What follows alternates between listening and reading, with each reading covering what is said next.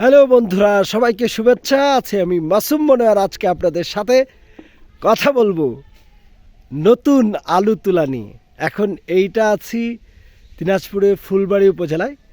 এইখানে দেখেন শুকনো পাতা পড়ে আছে, এই যে নিচে কি সুন্দর শুকনো পাতা পড়ে আছে। উপরে গাছগুলো দেখা যাচ্ছে, এই যে গাছে একটাও পাতা নাই, অল্প কিছু পাতা আছে। আর এইখানে নিচে ছায়া ঘেরা এই জায়গাটার মধ্যে আলু তোলা হচ্ছে। সকাল থেকে আলু তুলতেছে আমাদের এনামুল ভাই, এনামুল হক সরকার। আমরা এই ক্ষেতে কতটুকু আলু হয়েছে এবং দেশি আলু উনি চাষ করছেন, এই যে অর্ধেকটা তোলা হয়ে গেছে আর অল্প একটু বাকি আছে। পাশাপাশি রসুন ক্ষেত আছে এইখানে। এই আলু তুলতেছে আমাদের সাদমিন, এবং সাদমিনের সাথে তোমার নাম কি?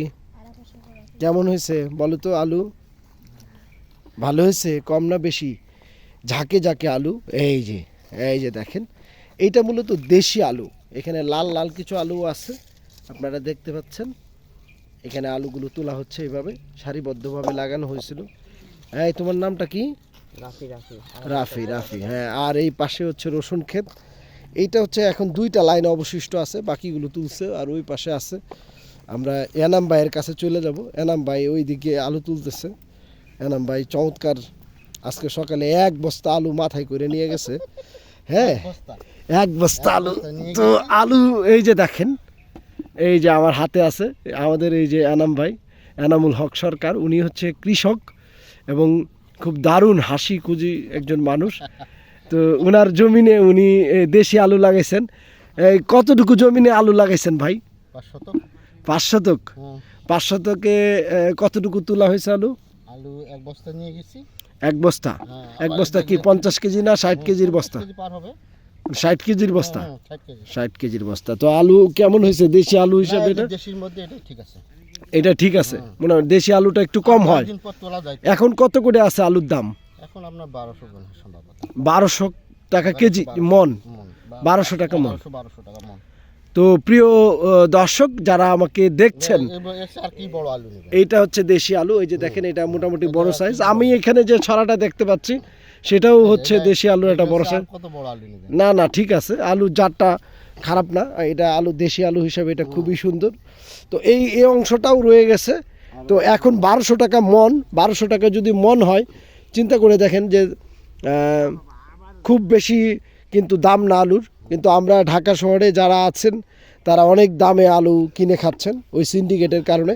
মূলত আমাদের কৃষক যারা, হ্যাঁ, যারা জমিনে একদম আলু চাষ করেন সেই ভাইরা, হ্যাঁ, তারা কিন্তু আলুর প্রকৃত দামটা পান না। তো এইটা হচ্ছে মূল কথা। তার কারণটা হচ্ছে ওই যে মধ্যস্বত্বভোগী যারা আছে তারা চূড়ান্ত সীমায় এই দামটা ভোগ করে। যেমন এখান থেকে হয়তো 1200 করে কিনে নিয়ে যাবে আলুটা, কিন্তু সে নিয়ে বিক্রি করবে 1600 টাকা, 1800, 2000 টাকা মন। এই দেশি আলুটা আপনার খাইতে খুবই স্বাদ। বিশেষ করে কই মাছ, শিং মাছ, মাগুর মাছ বা শোল মাছ দিয়ে যদি ঝোল করা যায়, হ্যাঁ, নতুন আলুর ঝোল আপনার রসনাকে অনেক বেশি বৃদ্ধি করবে। বন্ধুরা, আমি এখন যে জায়গাটায় আছি এটা আসলে আগে নদী ছিল। এই নদীটার কি নাম ছিল ভাই? এটা যমুনা নদী। আচ্ছা, এটাকে বলা হয় ছোট যমুনা নদী। মানে ছোট যমুনা নদী দিনাজপুরের ফুলবাড়ি উপজেলার মধ্য দিয়ে গেছে। আপনারা দেখতে পাচ্ছেন এই নদীটার মধ্যেই চর পড়ে গেছে। এখন পানি টানি থাকে না। এই জায়গাটার মধ্যে মানুষ নানা কিছু চাষ করছে। এই যে দেখেন, এটা হচ্ছে ভুট্টা ক্ষেত। সামনে ওই যে ভুট্টা ক্ষেত দেখতে পাচ্ছেন আপনারা। এই ক্ষেত্রে আমিও কাজ করছি। এই যে এটা ভুট্টা ক্ষেত, এখানে আমের বাগান আছে, তারপর ইউক্যালিপটাসের বাগান আছে। এই পাকারটা সিজার সময় আমি ছিলাম। এই যে এইটা হচ্ছে মিষ্টি কদুর গাছ লাগাইছেন এনামুল ভাই। এনামুল ভাইয়ের বাসায় মূলত আমি ভাড়া থাকি। এনামুল ভাইয়ের সাথেই আমাদের একসাথে থাকি। এনামুল ভাই একজন ভালো কৃষক, এবং বলা যায় যে বাংলাদেশের যেমন কৃষকেরা তাদের নিত্য প্রয়োজনীয় যে সবজি সেটার পাশাপাশি তারা বিক্রি করেন, এনাম ভাই ঠিক তেমন তিনি ব্যবসার জন্য এগুলো করেন না। এনাম ভাই এগুলো নিজের জন্য চাষ করেন, এবং যতটুকু উদ্বৃত্ত থাকে, যে আলুটা, যে লাউটা, হ্যাঁ, সেই উদ্বৃত্ত অংশটা তিনি হয়তো বিক্রি করেন, সবসময় বিক্রি করেন না। যেমন এই যে ভুট্টা ক্ষেত লাগাইছে অনেকটা, এই ভুট্টা ক্ষেতে আমিও পানি দিছি, আমিও কাজ করছি। এবং এইখানে একটা প্রাইমারি স্কুল আছে। তো প্রিয় বন্ধুরা, যে কথাটা বলতেছিলাম যে এই মধ্যস্বত্বভোগীরাই মূলত আমাদের এই কৃষকের সবচেয়ে বড় কষ্টের কারণ। যদি মধ্যস্বত্বভোগী না থাকতো, সরকার যদি সরাসরি কৃষকের কাছ থেকে আলু কিনতো, তাহলে কিন্তু আলুর দাম বলেন বা ধানের দাম বলেন, ভুট্টার দাম বলেন, তাহলে সেই দামটা কিন্তু পাইতো। তো প্রিয় বন্ধুরা, আজকে যে কথাটা বলতেছিলাম, দিনাজপুরের এই শীতের সময় তীব্র শীত, আজকে যদিও রোদ উঠেছে, শীত খুব বেশি নেই, কিন্তু এইখানে এখন আলু তোলার মৌসুম শুরু হয়েছে। আমি আজকে ছোট্ট একটা আলু ক্ষেত আপনাদেরকে দেখাইলাম। অন্য সময় আমরা কালকে শনিবার, কালকে হচ্ছে আরও বিস্তৃত আলুর মাঠে যাব এবং আমরা এবং এই যে এনাম ভাই যেটা বলতেছিলেন যে পেঁয়াজ হবে। এনাম ভাইয়ের নিজের বাড়ির জন্য পেঁয়াজ লাগাইছেন, এটা হচ্ছে রসুনের অংশ এবং ওই পাশেরটা পেঁয়াজ অংশ। এটা পেঁয়াজ না, এটা কি পেঁয়াজের বীজ লাগাইছেন? এটা ছোট পেঁয়াজ লাগাইছি। ছোট পেঁয়াজের বীজটা লাগাইছেন? ফুল পেঁয়াজ বলে। হ্যাঁ, ফুল পেঁয়াজ। আচ্ছা, ফুল থেকে যে বীজ হয় সেই ফুলের বীজ বিক্রি হয় বাজারে, সেখান থেকে বীজ নিয়ে আইসা লাগাইছে আমাদের এনাম ভাই। এবং ওইখানে পেঁয়াজ দেখছেন বড় হয়ে যাচ্ছে, বড় হয়ে গেছে অলরেডি। আর এইটা হচ্ছে আপনার ছোট্ট একটা পুকুর, ওই নদীটার একটা অংশ ওনার বাড়ির পেছনে, ওইটা হচ্ছে আমরা থাকি ওই বাড়িটা। এইখানে হচ্ছে জিওল মাছ চাষ করছেন, শিং, মাগুর, বোয়াল এবং আদার্স যে মাছগুলো আছে, যেগুলো জিয়ে থাকে, সেই মাছগুলো এখানে চাষ করছেন। আমিও সেই মাছগুলো ধরবো এবং ধরবার সময় আপনাদেরকে ভিডিও করব। তো প্রিয় বন্ধুরা, যে কথাটা বলতেছিলাম যে আলুর দাম, ফসলের দাম মূলত কৃষক পায় না, তার কারণ হচ্ছে এই সিন্ডিকেট। এই গণ অভ্যুত্থান পরবর্তী সময়ে সরকারের উচিত এই সিন্ডিকেটের দিকে নজর দেওয়া এবং কৃষককে প্রকৃত মূল্য দেওয়া, তাহলেই আমাদের বাংলাদেশ এগিয়ে যাবে। বাংলাদেশ একটা কৃষি সমৃদ্ধশালী একটা দেশ এবং এমন সমৃদ্ধের একটা দেশ, এই সমৃদ্ধির দেশে যদি প্রকৃত অর্থে আপনি ব্যবস্থাপনাটা ঠিক রাখতে পারেন, তাহলে অবশ্যই এখান থেকে গুরুত্বপূর্ণ কিছু আপনার আশা করা যায়। আমি শিক্ষকতা করতাম করোনাকালে, আমি লক্ষ্য করে দেখছি যে করোনার সময়টায় যখন ঢাকা শহরগুলো, মফস্বলগুলো সব আপনার ধসে পড়ছে, কিন্তু গ্রামগুলো কিন্তু ধসে পড়ে নাই।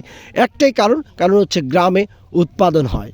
তো আমরা যদি গ্রামকে বাঁচিয়ে রাখি, তাহলে বাংলাদেশটা বেঁচে থাকবে। প্রিয় বন্ধুরা, ভারতে আমরা একটা জিনিস লক্ষ্য করি, ভারতে প্রচুর পরিমাণে কৃষক আত্মহত্যা করে, কিন্তু বাংলাদেশে কিন্তু সেইভাবে আত্মহত্যা করে না। তার কারণ হচ্ছে তারা লোকালি বিক্রি করতে পারে, কিন্তু ভারতে সেটা পারে না। কিন্তু আমাদের বাংলাদেশেও মানুষ, বড় বড় কৃষকরা বা ব্যবসায়ী কৃষক যারা আছে, তারা ক্ষতিগ্রস্তের শিকার হয়। কারণটা কি? কারণ হচ্ছে ব্যবসায়িক উদ্দেশ্যে সে যখন করে, চাষাবাদ করে, তখন সেইখানে অনেক বেশি দাম পড়ে যায়। তো এই দাম খরচ করে, কষ্ট করে, তারপর সেটা যখন প্রাপ্ত টাকা উঠে না আসে, তখন ওই কৃষকরা আগামী দিনে আবার পরবর্তী ফসল করতে চায় না। তো প্রিয় বন্ধুরা, দিনাজপুরের ফুলবাড়িতে ভুট্টা অনেক ভালো হয়, আম ভালো হয়, এখানে জিরা ধানের জন্য বিখ্যাত, সুগন্ধিযুক্ত ধানের মৌসুমে আপনার মৌ মৌ করবে ঘ্রাণ এবং আপনি ঘ্রাণে মুগ্ধ হয়ে যাবেন। তো আমরা আজকে আসি আমাদের একজন কৃষক এনামুল হক সরকার ভাইয়ের আলু ক্ষেতের মাঝে। আমরা ওইখানে এই যে আমাদের আপা আছেন, আমাদের কৃষানি আপা এবং তাদের কন্যা, সুমিষ্ট কন্যা, তোমার নাম বলো? অরোরা এবং অরোরা সে আমার খুবই বন্ধু, আমরা একসাথে মাছ ধরে বেড়াই, ঘুরে বেড়াই। এবং এইখানে আছে আমাদের সাবমিন আর রাফি, এরাও আজকে আমাদেরকে সহযোগিতা করতেছে। মূলত আমিও ছোটোবেলায় আমার বাবার জমিনে আলু তুলতাম, ধান কাটতাম, হাল চাষ করতাম, কিন্তু আমাদের সন্তানেরা সেই কাজ করার সুযোগটা পাচ্ছে না। তো প্রিয় বন্ধুরা, আজকে যে কথাটা বলে আমি শেষ করব, গণ অভ্যুত্থান পরবর্তী সরকারের কাছে, এই রাষ্ট্রের কাছে আমাদের প্রত্যাশা একটাই, যে আসুন আমরা আমাদের কৃষিকে বাঁচাই, আমাদের কৃষককে বাঁচাই, তাহলে বাংলাদেশ অবশ্যই বেঁচে থাকবে, সুন্দরভাবে এগিয়ে থাকবে। তো প্রিয় বন্ধুরা, আজকে বিদায় নিচ্ছি। এনাম ভাই, সবাইকে হাই দেন একটা। হ্যালো আপা।